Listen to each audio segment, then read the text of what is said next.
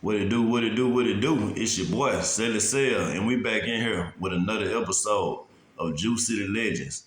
And today, man, we got one of the youngest, hottest in the city right now, man. Ladies and gentlemen, Polobaybee, man. What's good, bro? What's up, y'all? Thanks for having me today. All right, man, let's get to it, man. Well, first of all, how you doing, man? I'm doing good, blessed, can't complain. Okay, that's what's up, man. So, basically, what side of Jackson you from, man? I am from North Jackson, Shady Oak, right from out north. Okay, okay. So, what was some of your early musical inspirations? Uh, B King, K Stylist, Soulja Boy, Roscoe Days, Travis Porter, Speaker Knockers, who else?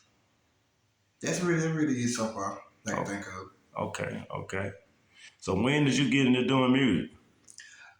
Really and truthfully, when I was 9 years old, I used to be in my church choir friendship. And as far as rapping, I've been doing music, rapping wise, since I was 11 and started taking it serious when I was 16. Okay, so when you were 16. So what was the first song that you started to gain some traction from? My very first song called She Likes You. I made it back in 2014 when I kind of first became Polobaybee. My homeboy, his name Key1, he go by Self-Made Rich. We used to have our own studio in his storage room in his garage. We was setting up old camp at the time, and we were kind of like doing our thing, recording on our own before we started going our separate ways and recording at the studios. Okay, that's what's up. That's what's up. Yep. So when I look at your music, man, I'm a little older than you, man. It take me back to Uncle Luke. You know what I'm saying? The Two Live Crew, man. What made you start doing booty music? Uh, uh, just cause it was different, like I didn't Right, want to be the typical rapper. Like I always wanted to be a famous rapper, but I feel like a lot of artists in Jackson feel like we gotta rap about trapping, having ops, selling dope and all this and that. And they were like, one thing about me, I didn't grow up doing it. Yeah, I'm from the hood, but I was the artist that went to school, did his work, had good grades, had to be in the house, And the wrong with that, but it's like I wanted to make it. I wanted to bring back the fun in music. right. That was always my goal when I say, okay, I'm gonna be this rapper. I'm gonna be Polobaybee. I wanted to make people feel like you can have fun and not be serious all the time. Like you gotta be no serious rapper to blow up. So when I heard Hollywood Look when I was growing up, and I heard I like to dance in that pussy, you wasn't hearing them songs no more. Like Right. we gonna hear B King K Stylin, but they are big time industry artists. We didn't have our own B King, we didn't have our own K Stylin come out of Jackson. So like when I started going to parties and so I wasn't too much hearing booty music. I want to go. I'm a nigga, so I want to go to a party and see girls shake their hands. Right, right. So when I made Left Cheek Right Cheek, a lot of people don't know. I made Left Cheek Right Cheek originally in 2014. That was my first twerk song. However, people call this song garbage because at the time, I was 16, 17, recording my storage room. So in 2016, I went and redid Left Cheek Right Cheek with Hershey Black. Shout out to Hershey. Yes, shout out to Hershey Black. And I remember telling Hershey, I told her, I said, I'm gonna bring twerk music back. And he didn't knock it. He was just saying, like, the generation we live in is gonna be kind of hard to do it. Right. So when I dropped Left Cheek Right Cheek, that was January 5th, 2017. At the time, I had 39,000 followers. So it was a girl who was a dancer for Sierra. Okay. She found a song on SoundCloud. And I remember waking up the next day and I was probably like 40,000 followers. I'm like, dang, I was at 39.6. But I was seeing people tagging under her video. Right. So she done posted a video of her twerking to Lil T Right Cheek. Within that week alone, I already had over 100 videos. But I was still on the, I wasn't trying to be known as a twerk artist. Right. But you know, my friends, you know, like my big sister and Thomas, her smoking to me, like, you know, this show mine because of how my voice is, because, you know, I talk with lyrics and I didn't have a natural high pitched voice. Right. And I like to be animated in my song. So now I was like, you know what? Ain't nobody doing it in Jackson. Fuck it. Right. I've been twerking in Mississippi, and here we are in 2023, and that's the title of the game, and Mississippi King of Twerk. Okay. When you speak about the twerk songs and everything, what were some of the clubs that got your music popping, man? I'm gonna say Aces at the time. Well, at the time it was called Blue Magic. Okay. South of Montana Esco. He had Montana Mondays and had me perform. At the age of 16, I was already performing at the strip club. Right. But they put Slim T Right Cheek.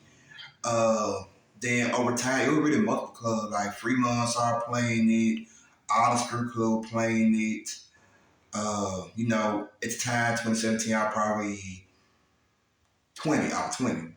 So, you know, all the college parties, when they started hearing it, DJ Cowboy, T Money, Tom the DJ, G Lindsay, all them were playing the song to the point where every DJ heard the song, they had to know me to know the song they wanted it. So Right. I can't really just put club name because it really depends on the DJs. Like one for DJ Finesse, Right. I probably had my song playing Fremont. You know, Right. to us, Fremont's a big club. So Right. like you just Right. play Fremont, you in Jackson, you like you popping type shit. So yeah. I want you to explain your name, Polobaybee, man. How did you come with that name, man? I came up with Polobaybee. Well, I've been called Polo since I was younger. My great grandpa, the late Milton Rice Sr., he gave me the name Polo. So when I was in middle school, my mama had me wear polo a lot. Right. So, you know, I was going by Polo Boy at the time. Right. Then when I got in ninth grade, I was going by Polo Swagger because my cousin, Ronald Walker, he was a big football player at the time. He was going by Ronald Swagger. So, you know, I kind of like following his footsteps. Right. Okay, well, he Ronald Swagger, me Polo Swagger. Right. And then I guess when I was like 16, I wanted a name that didn't nobody else have. Right. So my little brother and I was in my mama's house and we was going through names. And I was like, I wanted to be called Polobaybee, but I didn't want it to be spelled B-A-B-Y. So I went to my mama, she was like, Bay, like the Bay Area, Right. B as a bumblebee. So I was like, okay, Polobaybee. And so now it started from that. Then when I started doing my songs, I come on a song like Polo, that I pop for a moment, they be like, baby. Then like people in my school, they started hearing it, they were making fun of me, but they were like, it caught on. Right. Right. So yeah, how Polo came back. So you speak about having 39,000 followers, man, like it's a small thing, man. How did you gain your social media presence, man?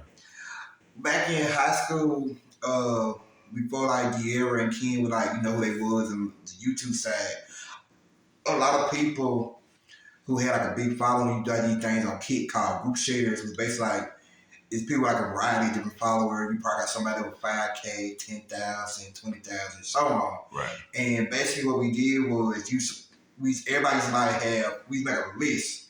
So like this list will go, drop their stuff in the group chat, and then like everybody post on their page. Right. You had like cats like follow so and so for a free shout out type of deal. And people did it. So you gotta think about it. You got different people that with different amount of followers, eventually your followers gonna go up too. Right. So I say before my senior year, I was already 35,000 off of doing it before I even had dropped the first song. Right. So once I got the followers, I was already known for rapping and dancing in school. So I just had dropped my actual song. So once the follower got up to the music, followed suit.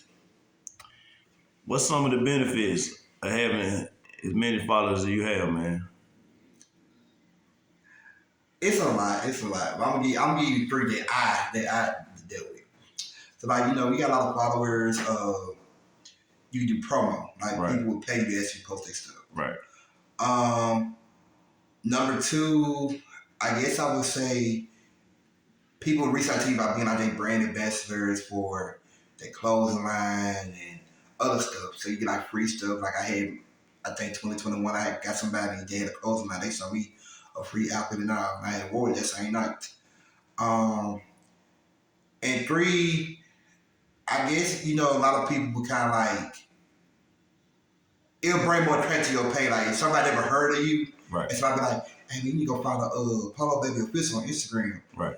And people seeing the followers, sometimes they the followers will pique their attention for them to look at your page. Because they're going to automatically feel like, okay, well, I'm going to follow him, so I want to see why I got them to follow him. Then when they go down your page, they see what you're doing. It's like, okay, cool, I see it. And there's way more DJs, radio people who not even from Mississippi, they'll reach out to you more to get your song because they seen the follow base. Then when they start scrolling, they see what you got going on, and okay, I want to get this nigga song type shit.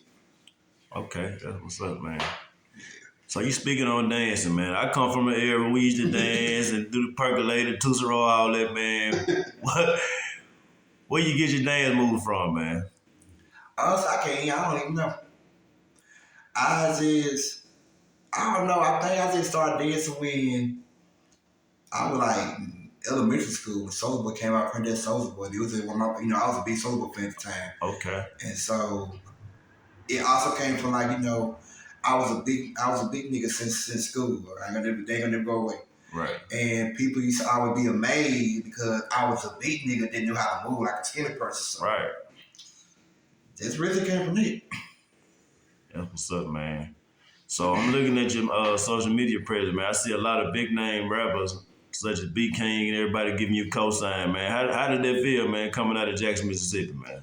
It feels great because, you know, I feel like us as a whole feel like it's so hard to get noticed and to come out of Jackson. And, you know, it hit different because me personally, I had it hard, like, growing up from getting bullied just for being too light-skinned, talking with a list, being big, of course, and then trying to be a rapper all of that, too. You know, I wasn't the popular nigga that everybody was, like, on type of shit. So I had to actually build my name. I didn't have no high school friend. Like, I was known, like, you know, people knew me and stuff, but it wasn't like, okay, you go out the streets, people know who you be, like, you gotta actually build a name up. So when B King followed me and then got on his live and was like, shout out to Polo, I went and took a music out. That meant a lot to me because, like I said earlier in the interview, he was my first inspiration because he was a big dude, big light-skinned dude, but he would make twerk music. Right. So then I ended up meeting my Mike, you know, that Soulja Boy manager. Okay. I heard Memphis. I got to dance on stage with him. Cupid, he had asked me to come on my post in 2019, turn around last year. I got to be in the Flex video. And it was like, sit there, I was just meeting different celebrities. And then I had to say my name sometimes. Somebody like, they didn't see the post and they like, oh, you that boy Polo from Instagram. I'm like, hey, you know me? And some of them follow me, you know, some of them be coming and stuff. It's like, I just feel really blessed and I'm appreciative because, like, even when I feel like I wasn't doing my best, when you start seeing them big names, they just happily following you and supporting you type of stuff, you realize, like, you're doing more than what you thought you were doing. That's what's up, man.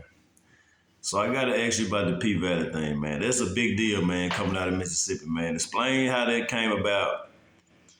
So in 2020, my sister Santana, she's on Twitter a lot more than me. Okay. She had sent me the tweet on Twitter where Katori Hall was looking for music for P Valley because, as you know, when P Valley first came on, it was a big complaint about them not having Mississippi artists on the show.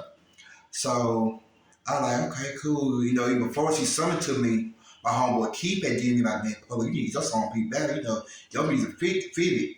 So I ended up emailing them every twerk song I had, everyone. I don't care how old it was. I don't care how new it was. Every twerk song I see, even they wasn't even out. Right. So December 2020, I had won a showcase back in August for Mousepiece that came down here. Me and 9 other artists from Jackson were chosen to go to the finale.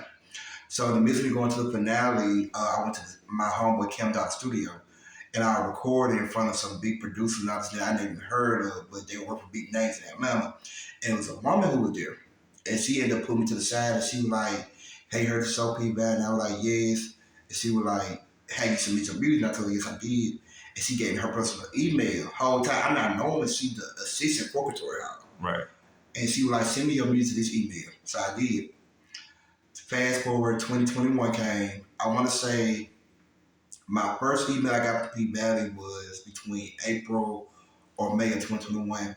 They had wanted my song Workout. A lot of people don't know Workout was the song that got me verified on Instagram in 2019 and went from being a twerk song to a workout song to people was actually making TikTok dances to it. To I had people like making a style. I remember she was on live. That blew the fuck out of me.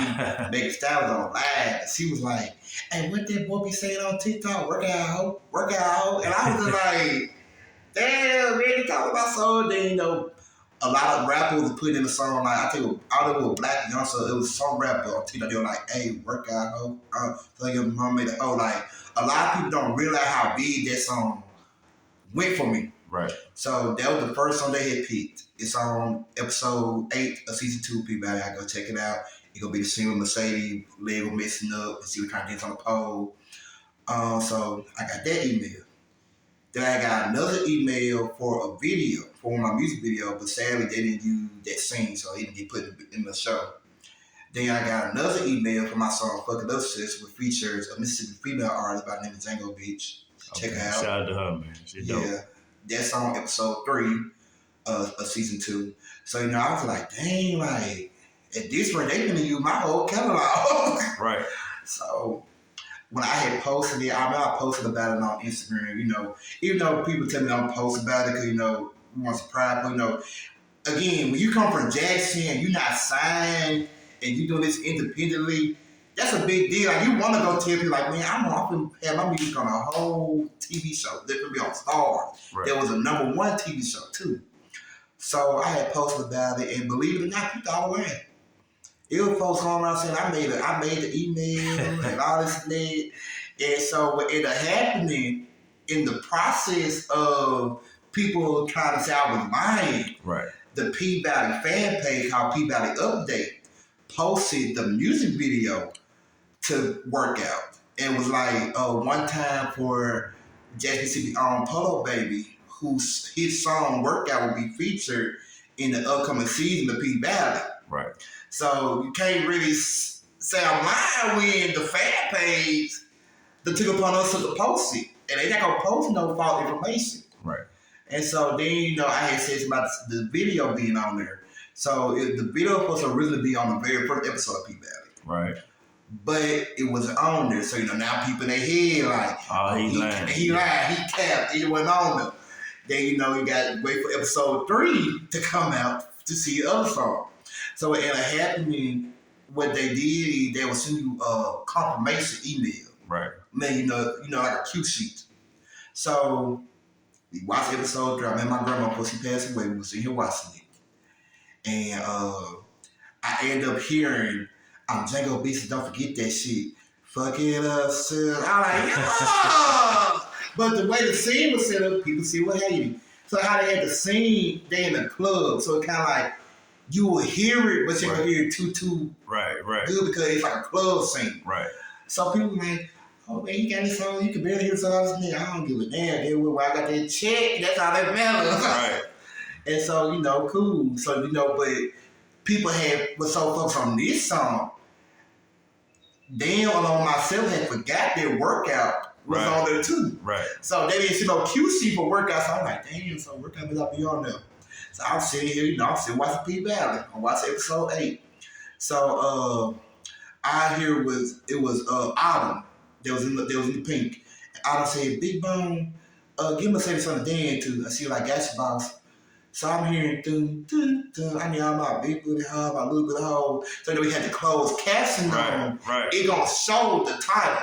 So it said Polobaybee's Workout now playing. So I'm like, well shit, why ain't she on email? But on this scene, you can hear the song at third day because he's practicing. But you gotta look at how they look. Then they played up to half of my verse, along with you got all the main characters in one scene. So I was just like, wow, like I never would have thought that I have one song, let alone two, on the TV show, and I'm not even the same artist. Man, that's dope, man. How was your family, man? How did everybody treat you, man, after having your song on P Valley, man? Man, call everybody. They call everybody. You know, my grandma, she loved to brag on me. She called everybody. Yeah, your song was on P Valley. We heard it. Mama, you know, she had work telling her friend. My stepdaddy, he had work telling everybody. You know, like, they were proud. You know, they been proud of me, but it's like, growing up, you trying to be a full blown rapper, you got all these obstacles and everything coming up, and then, we in Jackson. Right. So stuff like that is big. I don't care if you hating on me or not. You can't deny that was a big deal to have two songs on a worldwide TV show like P Valley. Yeah, that's what's up. So I'm looking at your shows, man. You one of the most booked artists in Mississippi, man. Did the P Valley thing have something to do with that, or is it the fact that you bringing people out to have fun and bringing the females into it?